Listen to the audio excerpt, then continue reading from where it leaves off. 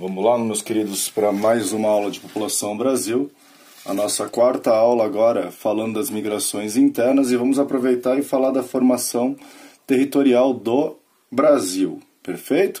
Por que a gente vai fazer isso aqui? Porque as migrações internas brasileiras, elas são motivadas pelas mudanças do eixo econômico. Então vamos pensar aqui, ó, mudanças do eixo econômico. Lembra que a gente falou na aula 1 que não há uma política de fixação territorial no Brasil? Então nós trabalhamos com alguns ciclos importantes. Um da fase pré-colonial, que é o pau-brasil, onde não há fixação de população. O ciclo da cana-de-açúcar, desenvolvido principalmente no litoral do Nordeste brasileiro, onde está marcado aqui já para vocês, ó.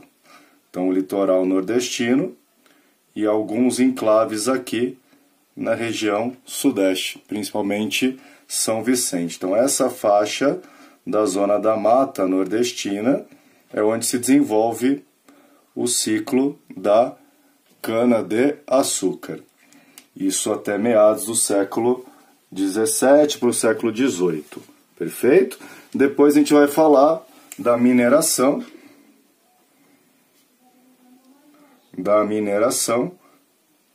Que vai até meados do século XIX.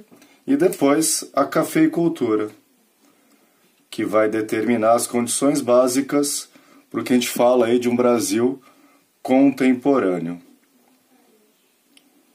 Com M de preferência, né? Contemporâneo.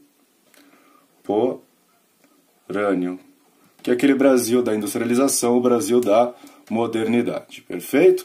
Então vamos aqui traçar 3 tratados importantes. O primeiro nós temos o Tratado de Tordesilhas, que é essa linha rosa, que vai começar a funcionar antes do descobrimento do Brasil, e aí determina o que era de Portugal e o que era da Espanha. Lembrar que o Tratado de Tordesilhas é de 1494, 6 anos antes do descobrimento. Com o advento da mineração e das drogas do sertão junto com a cana-de-açúcar, Portugal ultrapassa essa linha e em 1750 nós temos o Tratado de Madrid, que dá ao Brasil uma configuração muito próxima ao Brasil atual. E por fim, em 1903, por conta de um outro ciclo complementar à cafeicultura, que é o ciclo da borracha, o Brasil adquire junto à Bolívia o que a gente conhece como Acre. Perfeito? Então, esses 3 tratados são fundamentais para vocês entenderem a formação territorial brasileira. Além do que, essas alterações dos eixos econômicos que vai ser determinante para o deslocamento da população dentro do território brasileiro. Vamos lá então? Então, pensando, o primeiro grande fluxo migratório vai vir com a crise da cana-de-açúcar, por conta da invasão holandesa, e aí fica para a história, nós temos aí o primeiro grande fluxo migratório. Precisava de alguma forma de ter renda na colônia, então o Nordeste se torna uma área de repulsão populacional, então a repulsão vai estar no Nordeste brasileiro e a atração na região das Minas.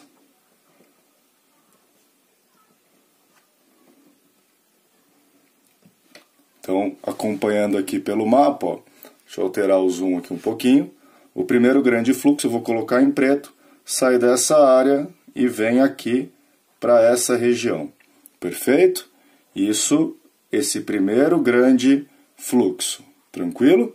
O outro fluxo importante vem com a crise da mineração, isso já no final do século XVIII para o século XIX, que é o segundo fluxo, que eu vou colocar para vocês aqui em azul. Ó. Então, o segundo fluxo vem no final do século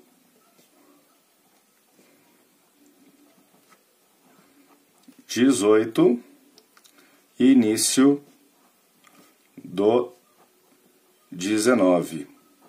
Tranquilo? O que vai acontecer? Crise da mineração. Crise da mineração. Então, as áreas de mineração se tornam uma área de repulsão populacional, perfeito? Essa área de repulsão populacional, na região das Minas, acaba indo para o início da cafeicultura,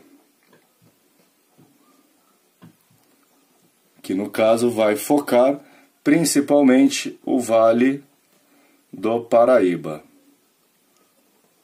Então, a região aqui do Vale do Paraíba, tanto paulista quanto fluminense. Olha, então aqui sai dessa área e vem mais ou menos para essa área aqui em azul. Dá para diferenciar a cor aí, né?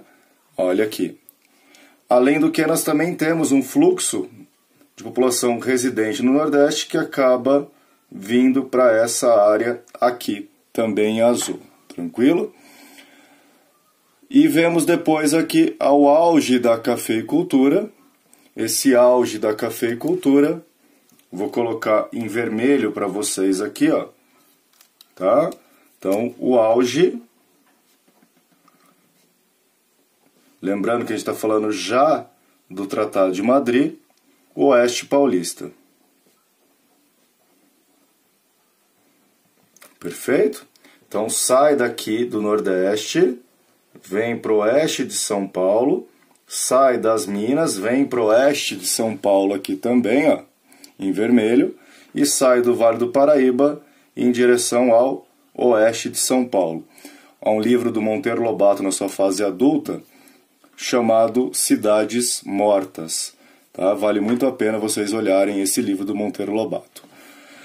Junto com esse ciclo, ou período da cafeicultura, nós temos a questão da borracha. Vou colocar em roxo aqui, ó, a borracha, e aí região amazônica. Região amazônica, que se torna uma área de atração. Da onde que vem a repulsão dessa população? Do Nordeste do país. Então nós temos, voltando ao nosso mapa aqui, uma repulsão dessa área para a região amazônica. Perfeito? Feito isso, gente, qual que é o último fluxo que a gente tem que falar aqui, ó? Pós 29. Tá? Então, pós 29 ou pós 30, vamos lembrar de industrialização e o início de uma urbanização do país. Tranquilo? Acaba a agricultura, há um êxodo rural, e esse êxodo rural foca principalmente a Grande São Paulo, que não vai dar para a gente representar aqui para não poluir demais o nosso mapa. Mas a Grande São Paulo vai estar próximo a esse ponto aqui, que eu pus em roxo para vocês. Tranquilo? E ali nós temos o principal ponto migratório do país. Atualmente, aonde que nós temos migrantes no país? Então, atualmente, a gente vai pensar como foco da migração no país, tá? Então, aqui, ó, atualmente. Então, pós 1990, dois fluxos importantes: migração de retorno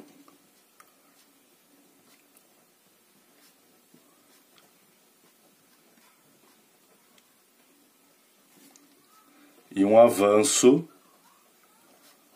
para o Centro-Oeste.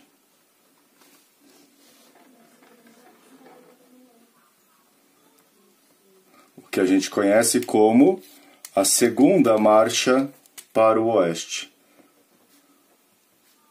Professor, por que a segunda se você não falou da primeira? Por que eu não falei da primeira? Porque eu quero voltar a essa ideia de um Brasil pós-30, principalmente pós-1960, que coincide com a modernização da agricultura. Modernização agrícola. Tranquilo? O que essa modernização agrícola vai fazer? Lembra aqueles italianos e alemães que vieram fazer o sul do país? Por conta da modernização iniciada na região sul, há um fluxo desta área em direção ao centro-oeste brasileiro. Tá, isso aqui ligado a 1960, modernização da agricultura. Perfeito? Há um outro fluxo também que acaba vindo para o país vizinho aqui. Ó. Então, esse país vizinho, a gente está ouvindo falar muito na mídia, que é o Paraguai. Então, a modernização agrícola brasileira também traz uma consequência às migrações internacionais brasileiras, ou seja, o Brasil passa a ser um país de emigrantes na década de 60, que vai dar origem aos brasiguaios. Um outro ponto importante, falando de atualidades para vocês, a crise na nossa vizinha Venezuela, ao norte do país, tudo bem? Aqui é a Venezuela, e a questão dos refugiados. Então, se atente aos refugiados venezuelanos, que não é o principal fluxo, tá? Os venezuelanos preferem vir para a Colômbia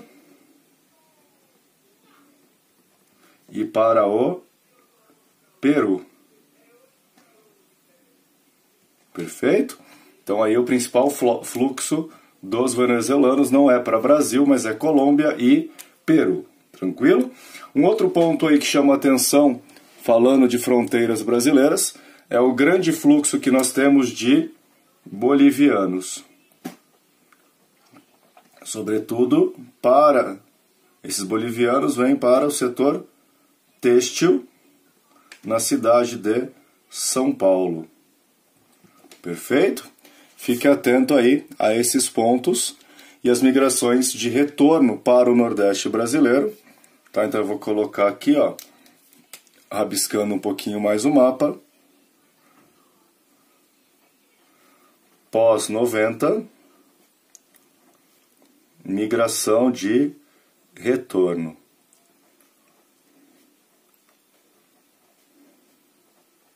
Perfeito? Por que migração de retorno, gente? Sudeste satura, qualidade de vida piora, desconcentração e desconcentração industrial, urbanização e geração de renda no Nordeste brasileiro. Ok? Fique atento a isso. A questão dos brasiguaios, a questão do avanço da fronteira agrícola brasileira. Não esqueçam dos refugiados venezuelanos, dos bolivianos, e vindo da América Central pela Colômbia, pelo Peru, Bolívia, ou simplesmente Peru, Acre, Amazônias, a questão dos haitianos. Então nós temos uma outra rota aqui de migrantes que acabam adentrando o território brasileiro, que são os haitianos. Então nós não vamos esquecer disso. Ó.